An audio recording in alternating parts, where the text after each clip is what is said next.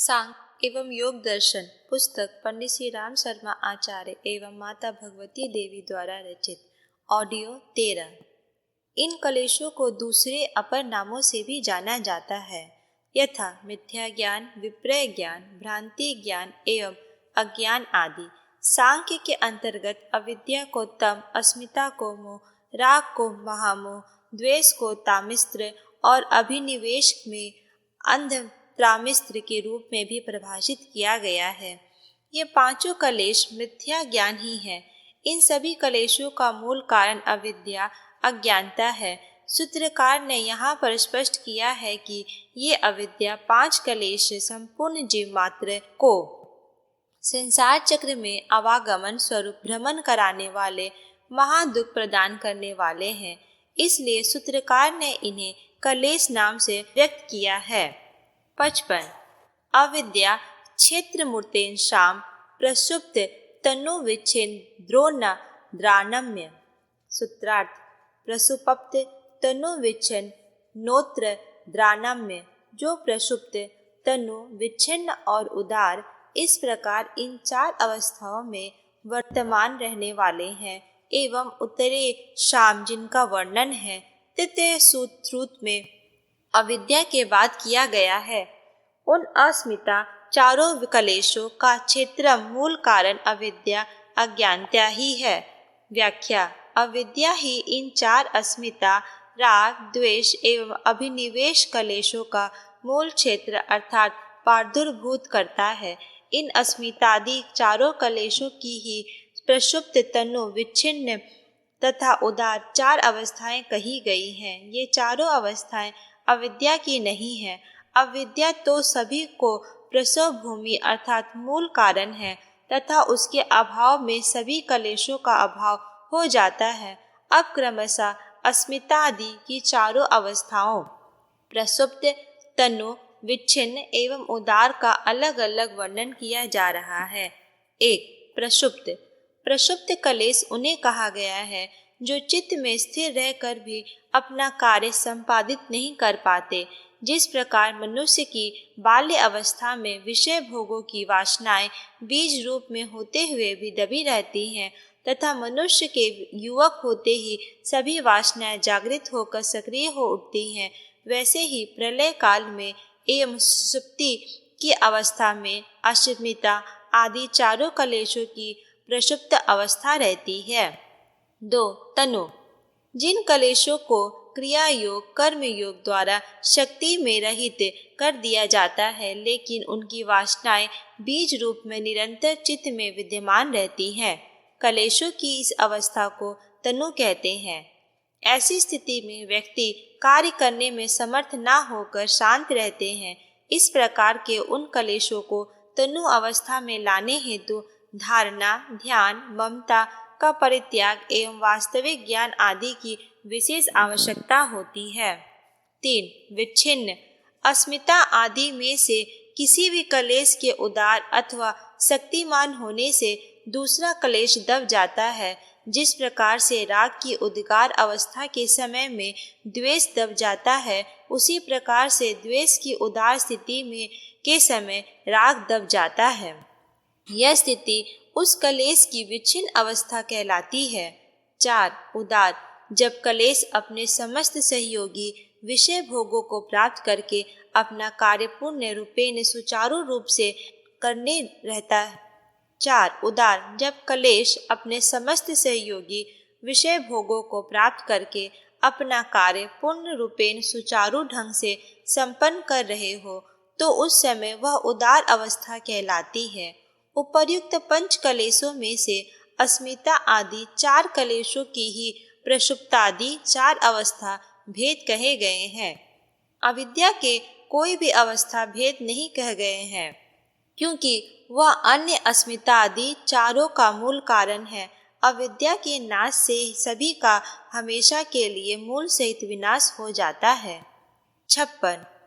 अनित्याशु चीदः खानात्यमश्मूष नित्यशु चीषु खात्म्य ख्यातिरिविद्या। सूत्रार्थ: अनित्याशु चीदुः खानात्मशु, अनित्य, अपवित्र, दुख और अनात्मा में। व्याख्या। इस सूत्र में अविद्या के स्वरूप का विमोचन किया गया है। अविद्या का ही अपर नाम विपर्य ज्ञान है, अर्थात जिसमें जो धर्म नहीं है उसको उसमें मान लेना, यही अविद्या है। अविद्या के 4 भेद बताए गए हैं। वे इस प्रकार है। 1. अनित्य में नित्य ज्ञान का होना। लोक एवं परलोक के सभी भोग तथा भोगों के आयतन क्षमता वाला यह मानव शरीर भी नाशवान है। इस बात को सभी मनुष्य प्रत्यक्ष प्रमाणों के द्वारा जानते हुए भी इसके प्रभाव से नित्य बुद्धि करके राग द्वेष आदि कर लेता है। यही अनित्य में नित्य की कल्पना करना ही अनुभूति रूप अविद्या है। 2. अपवित्र को पवित्र की संज्ञा देना। जैसे ही हाड़ मांस मज्जा मल मूत्रादि अपवित्र धातुओं के समूह रूप स्वयं के तथा स्त्री पुत्रादि के शरीरों को अपवित्र मानते हुए भी जिसके कारण मनुष्य अपने शरीर में पवित्रता का अहंकार करता है तथा स्त्री पुत्रादि के शरीरों के सहित स्वयं अपने शरीर से भी प्यार करता है, यही अपवित्रता में पवित्रता की अनुभूति रूप अविद्या है। 3. दुख में सुख की अनुभूति होने का ज्ञान। इस नश्वर जगत के समस्त विषयों को दुखा देने वाले ऐसा मानते हुए भी विषय भोगों को सुख देने वाले समझकर उनके भोगने में सदा प्रवृत्त हुआ रहता है, यही दुख में सुख की अनुभूति होने का ज्ञान ही अविद्या है। 4. अनात्मा में आत्मा की अनुभूति होना। देह मन सहित 10 इंद्रियां एवं चित्त जड़ कहे गए हैं तथा आत्मा से पृथक है, किंतु मनुष्य इसे जानते हुए भी अविद्या द्वारा इसी को ही अपना स्वरूप मान लेता है। आत्मा इस देह से सर्वप्रथम असंग और चेतन है, ऐसा अनुभव नहीं कर पाता। इसका नाम अनात्मा और आत्मा भाव की अनुभूति रूप अविद्या है। अविद्या के संसर्ग द्वारा रचित तथा आत्मा का विवेक विपरीत हो जाता है, जिसके द्वारा चित्त में आत्मा का भाव होने लगता है। इसी से अस्मिता कलेश प्रादुर्भाव होता है। 57. दृग्दर्शन शक्त्योरेका तेव वास्मिता। सूत्रार्थ। दृग्दर्शन शक्तो दृक् शक्ति और दर्शन शक्ति इन दोनों का एकात्मा एव एक स्वरूप एक रूप सा हो जाना अस्मिता कलेश है। व्याख्या। इस सूत्र में अस्मिता कलेश के स्वरूप का वर्णन है। दृक् शक्ति तथा दार्शनिक शक्ति इन दोनों में एकात्मा की अनुभूति होना भी अस्मिता क्लेश है। दृक् शक्ति अर्थात देखने वाला दृष्टा पुरुष है और दर्शना शक्ति अर्थात दिखाने वाली बुद्धि या चित्त है। दृष्टा पुरुष और दर्शन शक्ति बुद्धि या चित्त ये दोनों एक दूसरे से पृथक एवं विलक्षण है। दृष्टा पुरुष चेतन और चित्त या बुद्धि जड़ है, ये दोनों एक हो ही नहीं सकते, किंतु अविद्या के कारण ही दोनों की एक रूपता से प्रतीत हो रही है। पुरुष चेतन में चित्त जड़ है, पुरुष निष्क्रिय एवं चित्त सक्रिय है। पुरुष त्रिगुण सत्व रजस तमस से परे है और चित्त तीनों गुणों से संयुक्त है। पुरुष स्वामी चित्त सेवक है, पुरुष परिणाम रहित तथा चित्त परिणाम युक्त है।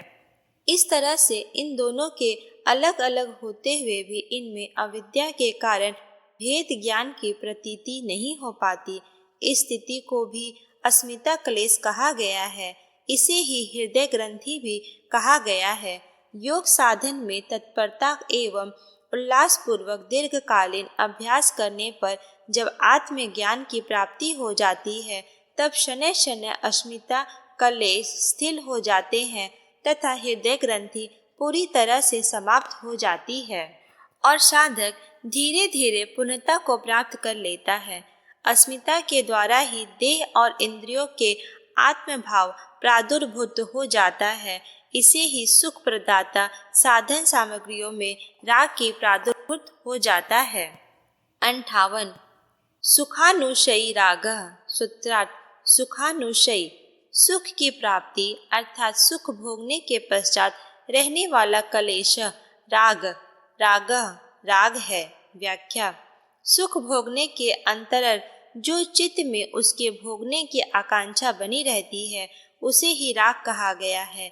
अस्मिता कलेश के द्वारा देह सहित एकादश इंद्रियों में आत्मा की प्रतीति अनुभूति होने से जिन वस्तुओं एवं विषयों के द्वारा सुख की अनुभूति प्रतीत होती है और चेतन जीव को उन भोगों के स्मरण एवं साधनों से उन पदार्थों या नियमितों की आसक्ति या अनुरक्ति हो जाती है तथा सुख साधनों की प्राप्ति में आकांक्षा, तृष्णा अथवा लोभ उत्पन्न हो जाता है, साथ ही उसके संस्कार चित्त में स्थित हो जाते हैं, उन्हें ही राग कहा जाता है।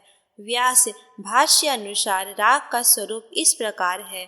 सुख के जानने वाले को उस सुख के अनुसरण पूर्वक उस सुख में या उसके साधन में जो प्राप्त करने की इच्छा, रूप, तृष्णा या लोभ है वही राग है। यहाँ द्वेष नामक कलेश के स्वरूप का वर्णन किया जा रहा है। 59 दुख न्यूयशी द्वेष। सूत्रार्थ दुखान्योयशी दुख की प्रतीति के पीछे रहने वाला कलेश ही द्वेष कहलाता है। व्याख्या जब कभी व्यक्ति को किसी प्रतिकूल वस्तु या पदार्थ में दुख की प्रतीति हो जाती है तब उसके कारणों अथवा साधनों से वैराग्य, घृणा हो जाता है तथा क्रोध का आविर्भाव हो जाता है। क्रोध के संस्कार चित्त में प्रतिष्ठित हो जाते हैं, यही द्वेष का स्वरूप कहा गया है। इस घृणात्मक भावना का आगमन दुखानुभूति के बाद ही होता है, इसलिए इस द्वेष नामक कलेश को दुख के पश्चात होने वाला माना गया है। 60 स्वर स्वाही विदोषी अपि त्वारूढ़ो अभिनिवेश। सूत्रार्थ स्वर स्वाही जो परंपरा अनुसार स्वभाववश चला आ रहा है एवं विदुषा जो मूढ़ों की भांति ज्ञानी पुरुषों में अभी तथा रूढ़ आरूढ़ हुआ देखा जाता है, वह मृत्यु भय रूपी कलेश अभिनिवेश अर्थात अत्यधिक गहराई में प्रतिष्ठित हुआ कहा गया है। व्याख्या यहाँ अभिनिवेश नामक कलेश के स्वरूप का वर्णन करते हुए सूत्रकार कहते हैं कि यह मरण भय रूपी कलेश समस्त प्राणियों में अनादि काल से स्वाभाविक रूप से चला आ रहा है। अतः कोई भी प्राणी यह नहीं चाहता कि मेरी मृत्यु हो या इस जगत से मैं ना रहूं। सभी इस संसार में अपनी उपस्थिति चाहते हैं। एक लघु रूप कीटक भी मृत्यु से भयभीत होकर रक्षार्थ प्रयास करता है। यह मृत्यु रूप भय मूढ़ जनों की भांति विद्वान जनों को भी सताता है। अतः इससे यह सिद्ध होता है कि प्राणी पूर्व काल से मृत्यु के भय की अनुभूति प्राप्त कर चुका है, अन्यथा उसे यह भय प्राप्त न होता। इस कारण से प्राणी का पूर्व जन्म भी हुआ होना निश्चित होता है। मरण भय रूप कलेश के संस्कार चित्त में बीज रूप में स्थित है, उन्हें ही अभिनिवेश अर्थात गहराई में प्रविष्ट हुआ कहा गया है। ये संस्कार कामना युक्त कर्मों के कारण इनकी वासनाएं चित्त में स्थित रहकर आगे होने वाले जन्मों को प्रदान करने वाली कही गई है। यही अभिनिवेश का शाब्दिक अर्थ इस प्रकार से किया गया है। प्राणी निरंतर चाहता है कि मृत्यु संकट न आए तथा शरीर एवं विषय भोगों से मेरा संयोग सतत बना रहे, वियोग की प्राप्ति कभी ना हो। 5 प्रकार के कलेशों को तनु अथवा सूक्ष्म रूप से परिणत कर देने के उपाय को क्रिया योग द्वारा पूर्व के सूत्रों में प्रस्तुत किया जा चुका है। अब यह अगले सूत्र में कर्म योग द्वारा सूक्ष्मीकृत किए हुए कलेशों का संबंध किस प्रकार से हो, उस सूत्रकार ने इस प्रकार व्यक्त किया है।